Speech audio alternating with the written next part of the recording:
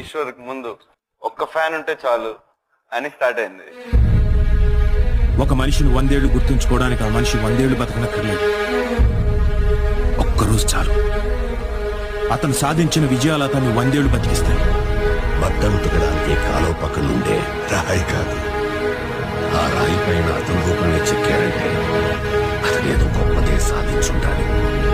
ఇది కల్పితం కాదు, నిజం అని నిరూపించడానికి ప్రపంచంలో ఒకే ఒక్క మార్గం ఉంది.